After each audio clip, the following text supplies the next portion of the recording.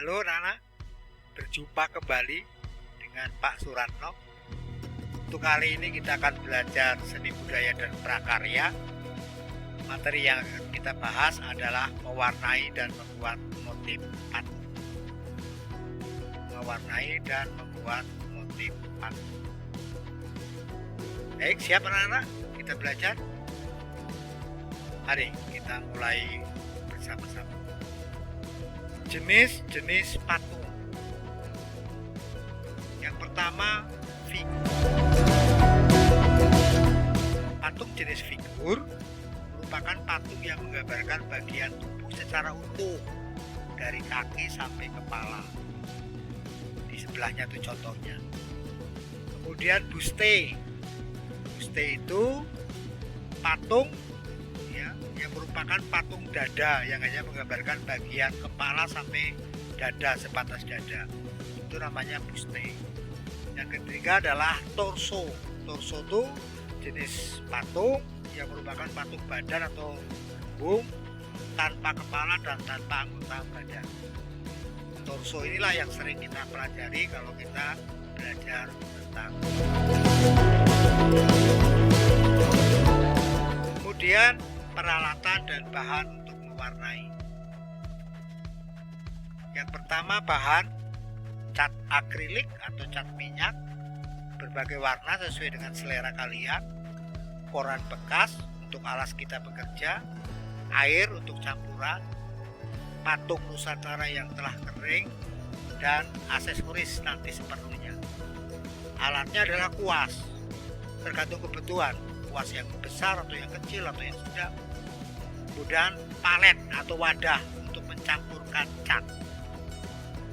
Langkah-langkahnya, yang pertama campurkan warna cat yang kalian pilih dengan air secukupnya. Kemudian aduk campuran cat dan air tadi dalam palet atau dalam wadah lain. Kemudian yang ketiga yang lebih penting, pastikan patung Nusantara yang kalian pilih sudah betul-betul kering sempurna. Kemudian baru mewarnai patung sesuai dengan selera kalian. Mau ditambah, lengkapi patung kalian dengan dekorasi atau aksesoris agar lebih tampak menarik.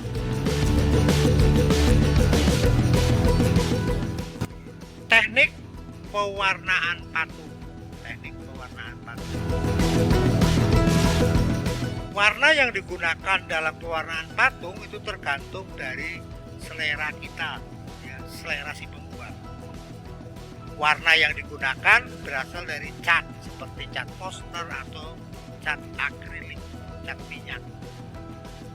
Cat poster adalah cat yang sifatnya menutup secara merata. Tekstur warnanya dihasilkan dari cat poster agak mengkilap karena ada minyak sebagai bahan dasarnya. Cat poster biasanya hanya memiliki warna dasar saja, seperti merah, biru, kuning, dan tambahannya ada warna hitam dan putih. Kemudian cat akrilik merupakan cat yang terbuat dari plastik dan mengeras saat sifatnya kering. Karena sifatnya yang mudah kering, maka cat akrilik akan susah dihapus. Karena nanti ada beberapa warna, maka kalau mau menghasilkan warna yang lain harus ada campuran warnanya. Misalnya merah dengan biru menghasilkan apa, kuning dengan biru menghasilkan apa, dan seterusnya. Itu harus dicoba. Sesuai tidak dengan gambar, sesuai tidak dengan patung yang akan kita warnai. Dua teknik pewarnaan. Yang pertama teknik pewarnaan akuarel dan plakat. Teknik akuarel itu merupakan teknik pewarnaan dengan sapuan yang tipis sehingga hasil warnanya hampir transparan. Warna yang tipis didapatkan dengan menambahkan lebih banyak air. Kemudian teknik plakat. Teknik plakat pewarnaan dengan sapuan yang agak tebal. Komposisi catnya biasanya kental sehingga menghasilkan warna yang pekat. Cat yang dipakai biasanya cat poster ataupun cat akrilik. Cat akrilik itu cat minyak. Yang berikutnya adalah bagaimana membuat pameran karya seniman. Pameran adalah pertunjukan untuk hasil karya berupa barang produksi, baik perorangan. Pameran hasil karya bertujuan untuk memperkenalkan karya kepada orang lain. Dengan adanya pameran, kita pasti akan menghargai hasil karya orang lain.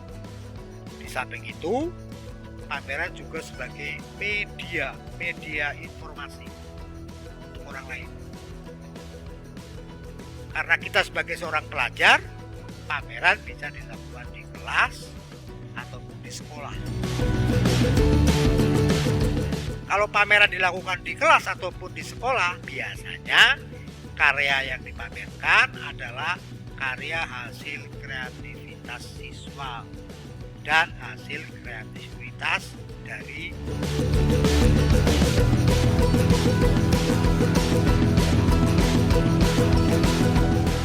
manfaat pameran.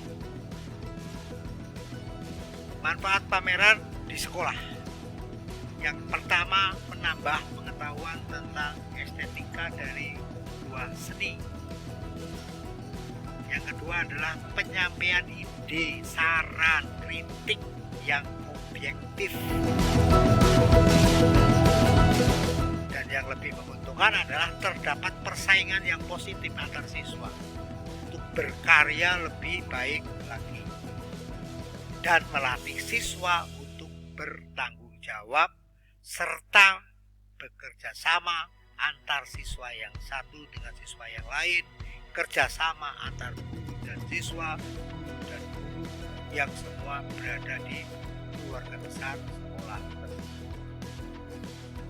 Dan manfaat yang berikutnya adalah sebagai bukti informasi sekaligus laporan kepada orang tuamu.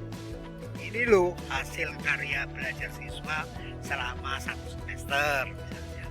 Atau ini loh hasil karya siswa selama 1 tahun. Sehingga orang tua mengetahui,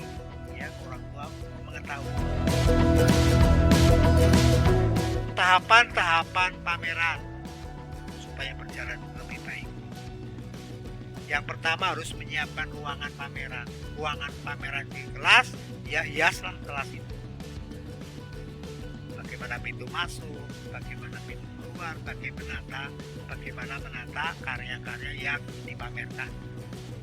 Biasanya di depan pintu masuk ada denah, supaya orang tahu, oh yang dipamerkan adalah hasil karya keterampilan. Bagaimana menyusutnya hasil karya itu supaya lebih tampak rapi dan indah. Jangan lupa hasil karya tadi diberi keterangan siapa yang membuat, temanya tentang apa, karyanya dipamerkan untuk apa, kapan pembuatan, bahannya apa saja. Sehingga orang yang melihat langsung tahu, oh ini karya Agus, oh ini karya misalnya. 4 langkah mewarnai patung. Yang pertama, pemberian warna dasar. Warna dasar ditutup dengan warna yang muda, baik itu putih atau abu-abu. Yang kedua, gradasi. Gradasi itu pemberian warna di atas media yang sudah terblok warna dasar tadi, warna dasar pertama tadi, yang putih atau abu tadi.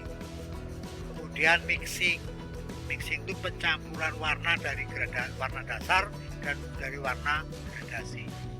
Proses mixing biasanya ada 2 jenis, ada 2 teknik tulisan linier dan teknik tulisan sirkuler. Yang berikutnya tahap finishing. Di tahap finishing inilah yang harus hati-hati, karena tahapan penghalusan warna pada bagian-bagian yang mungkin masih kurang sempurna, dengan penambahan aksen seperti shadow, siluetnya dan lain-lain. sehingga setelah selesai tampak